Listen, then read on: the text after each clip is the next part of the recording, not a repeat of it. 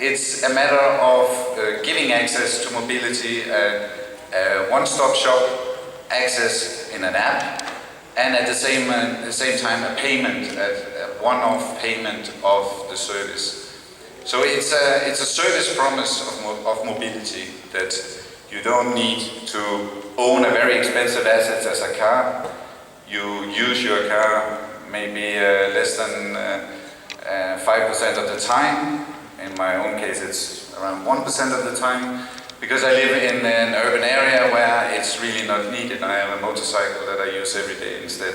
It gives me faster from A to B than it would do with a car. So this is not as simple as it sounds. Why not just make an app where you have access to all modes?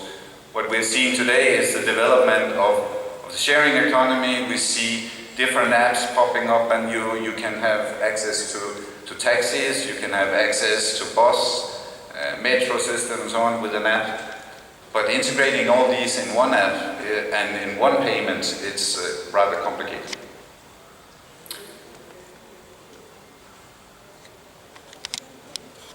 There we go. So the way we look at the ecosystem of mobility today is we have different modes, and we choose the mode of transport that is most convenient for us. But what if this becomes a service? What if it's a monthly subscription? What if that you're promised to go from A to B with different modes of transport, and you have already paid for this service, and you have a service promise, as I said. What's in it for the user? Why is this so interesting for the user today? Well, it's easier to use than to have on your phone 8 different apps that you need to use on a daily basis if you want to choose between different transport solutions. It's tailor-made for your needs. If you say, I don't want to bicycle in the rain, then this is included in the service. That if there's some bike sharing included in the proposal, the transport proposal, then you will not get that option. At the same time, you can say, I would like to drive, I would like to be transported eco-friendly. Your carbon footprint can be followed in this app, and therefore it's tailor-made to your needs. It's cheaper than owning, as I said, an expensive asset that is unused. It should be quicker, because it gives you alternative in case of disruption of the transport system. Then you will quickly get an alternative solution that we know it today from navigation systems. There's a faster route if you get off the road here, and it's the same. There's a faster mode of transport if you change here. Then, as I said, it's about greener transport if you choose so, and that you have all the alternatives available at your fingertip. And it's already happening. It's not something that in the future maybe and so on. It's happening throughout the world. We see cities integrating some 20 transport operators in one app to give the user an access to all the possible transportation services that are in the city. And it's throughout the world. It's in Europe, in the US, in Asia, and it's here as well. Because when I was going here to speak about MaaS, some of my colleagues said, well, why would you talk about MaaS to the Gulf countries? Isn't it just car transport that is the key here? And I said, actually, you are much more advanced than we are in Europe when it comes to looking into smart urban mobility for the future. And I've just listed some of the activities here from Dubai, Abu Dhabi, Doha, Riyadh, where it's actually re-looking at how can we make a smart city for the future for the citizens. And there, MaaS becomes a key thing, because you cannot have a smart city without smart mobility. When mentioning Doha, for instance, it's a great opportunity when you have an event like the 2022 World Cup, that you can start from scratch and say, how can we make a smart transport for big events as well? What is it that is now driving MaaS? Why are we talking about MaaS at this moment? Well, there are several mega trends that we also heard about yesterday, and in many of the presentations you hear the changes in consumer demands and also the offerings from the industry. The urbanization, we heard it, if 80% of us have to live in the city centers by 2050, then we need smart solutions to deal with the lack of the existing infrastructure. So we have a lack of space, so we need to utilize the capacity in a more intelligent way.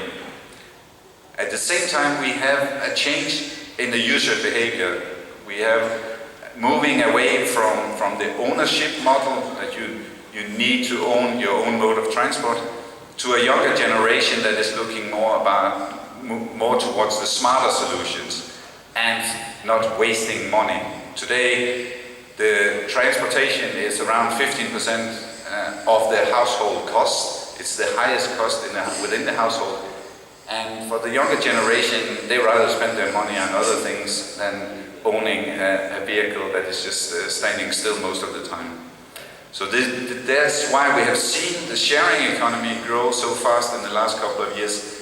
But the sharing economy is, as I said, just developing single products and not integrating these products necessarily in a total solution that is offering you all the things you need. It might offer you an alternative to the car, that you can do car sharing or trip sharing, etc. But it doesn't offer you the possibility to both have a car and public transport and bicycle and etc. within one package. And this integration can happen because of the third thing mentioned here, the technology. So when you have connectivity, when you have Internet of Things, Internet of Everything, Internet on Things, all the connectivity that makes it possible for you to get access anytime, anywhere, and to get access to the information that you need to make an intelligent decision. Autonomous vehicles, we have heard a lot about this. Of course, autonomous vehicles becomes even a more integrated part of this in the future, where you actually don't at all need to own the vehicle, but that the vehicle is just booked as part of the transport solution. This rethinking of transport, where you think about mobility as a service, it's changing the basic way that we have been dealing with transport in the past, where you have an infrastructure, then you develop vehicles to drive on this infrastructure, you develop products and services that you are offering to the consumer within the hardware that you have available. Here is a bottoms-up approach, where you have a consumer who says, I need a service. I want to be serviced. I do not want to know about the technologies and the hardware. I just need to go from A to B in a smart, cheap, eco-friendly way. What can you offer me? And then you look at what kind of modes can we offer you, what kind of products can we use. Is it an autonomous vehicle? Is it a car sharing, etc., etc.? Is it a taxi? And then you look at what kind of infrastructure do you need to operate on with this service. New players on the market is also changing the picture for mobility as a service. The old traditional way of thinking transport is that you have public transport operators operating bus services, metro services, train services. Then you have taxis operating the taxi services, and you will hear more about the taxi services later. But you have traditional modes of transport and the way of transporting within these modes. But the new players that are coming to the market, we have heard it from the car manufacturers, the VW Group, GM, Ford, BMW, Daimler, are all very much involved in this, are investing heavily in the sharing economy, and are, as we have heard, very much interested in the mobility as a service concept. At the same time, the tech companies are also heavily investing in this because it's a huge market. It's a huge market, and we have seen it with all, now I just mentioned a lot of the companies and the investments that are going into this. And that means that we are going away from a thinking of transport being something that has to be operated from a public authority side to a service offering where it's huge private investments going into this. This cannot happen. You cannot only run it as from the private side.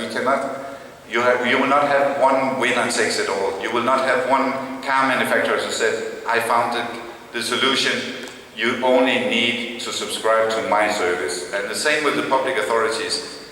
They cannot say, we have a metro card, and on this card we offer on top some car sharing, and then you have everything you need. No, you need to cooperate, you need to have all modes of transport working together, and you have to have an integration of both public services and private services. And that's where the problem comes when you talk about MaaS, because that's where it's difficult to change behavior from the authority side. It's difficult to change the way of thinking service offerings for the consumer. And what are we doing then to try to facilitate this change? We are working in this MaaS alliance that we created 1 year ago. The FIA is chairing this work. We are some 100 organizations worldwide trying to see what are the key obstacles today and how can we try to remove these obstacles and facilitate the development of MaaS services to the benefits of both the public transport operators and the private transport operators. So we are looking at what kind of requirements are needed to further develop MaaS, and we have created some working groups that I'm going to show to you. We are looking at the policy side, what is needed to make the policy makers understand what kind of legislation needs to be changed to further develop MaaS services. Then we are looking at the business side and to see business cases, good practice examples that we can showcase and that others can take up and try to also cooperate between each other. We're also looking at the research side to see if further research and innovative activities are needed. This is not the most important area because everything is more or less there today. It's not really, there's not much further development needed before we can launch MaaS activities. And what is needed is more to stimulate the interest in MaaS. This is what I'm doing now. I hope I am making you more interested in how could our activities be involved in MaaS activities, and most of all, share the knowledge between the stakeholders. So what we have done, we have created some working groups. We are looking at one single market for MaaS activities to foster fair competition. This is very important, that all players have equal access to the data, that we have some interoperability guidelines to make sure that when you develop MaaS activities, that they are interoperable. That, for instance, if I have a MaaS subscription in Dubai, where I have access to all the transport needs that I need in Dubai, if I go to Doha, I can use the same subscription because there is some kind of roaming agreement between the services here and the services there.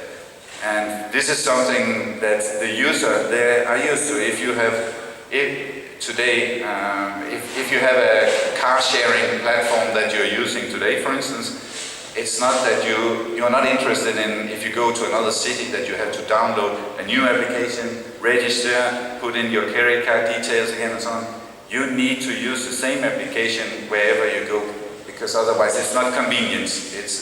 Convenience is a key thing when it comes to MaaS, because you are competing with other convenient services, like owning your own car and having full access 24 hours to your own car is a convenience that if you want to make an alternative, it has to be at least as convenient. Then end users, it's all about the user demand. So if you don't look at what is it that the end user wants, then you risk developing some fancy services that you will fail with, because this has to be driven by demand. And then a lot of obstacles are existing today because of the regulatory barriers. We need to look at how is the system composed today. If you want fair competition, you also need to look at the regulations that are there today, the protectionism of certain sectors, and it needs to be fully open. Everybody needs to follow the same rules. They need to apply to the same conditions, and to do that, we need to re-look at the regulations that are in place today that has been in place for maybe 50 years, because it's not the same regulation that we need for the future. On the technical side, data protections, security is something, of course, when you talk about data sharing, it's something important, and it's something that we also look into. We have some major organizations and industries that are driving it. But as I said, we have in total some 100 companies, authorities behind this MaaS Alliance, and you're more than welcome to visit the website and to see if it's of any interest to you. So for the FIA, just very briefly, I would like to say why it's interesting to us. We have some 37 million users in Europe, Middle East and Africa that we are trying to service from an FIA point of view on new mobility activities. And our members, the mobility clubs, what they have as a big advantage in the MaaS picture is that they are experts in mobility. Some of them have been running mobility activities for more than 100 years. They have the members. They have, as I said, in Europe, Middle East and Africa, we have 37 million members that have mobility demands, and they have a trusted brand, and that is also something that if you want to provide services to the user, you have to have trust with the users, and we are now investing in this area, in the area of MaaS, together with our members, and you will see more and more activities in our region, Europe, Middle East and Africa, where you will see new services which is driven by the members of the FIA. So just to conclude, something to take away from this discussion about MaaS, there is a huge market where we have a lot of underserved consumers. So there is really a young generation that is waiting for what is the best way that they can use mobility for the future and who can offer the best solution. So there will not be, as I said, one winner takes it all, but there will be several who are offering different mobility solutions, and I hope that many of you will be part of these offerings. There's a huge need to integrate the mobility solutions and the use of the modes that we have today. With the challenges that we are facing for the future in the mobility sector, if we do not find intelligent solutions, then we will see more and more breakdowns of the infrastructure. And it's the alternative, which some political discussions, at least in Europe, has been looking into, is restrictions, and no cars in city centers, and etc., etc. But we do not believe that that is the solution, to start restricting people's mobility, because that can create enormous problems for the citizens. What we need to do is to better utilize the existing infrastructure and better utilize the existing modes of transport. And this can only be done by cooperation and integration. Then finally, at the moment there's an increased investment in mobility, a huge investment in mobility, so we need to take this opportunity to disrupt our thinking, disrupt the mobility sector, and be part of the future solution to the benefits of us all. Thank you very much.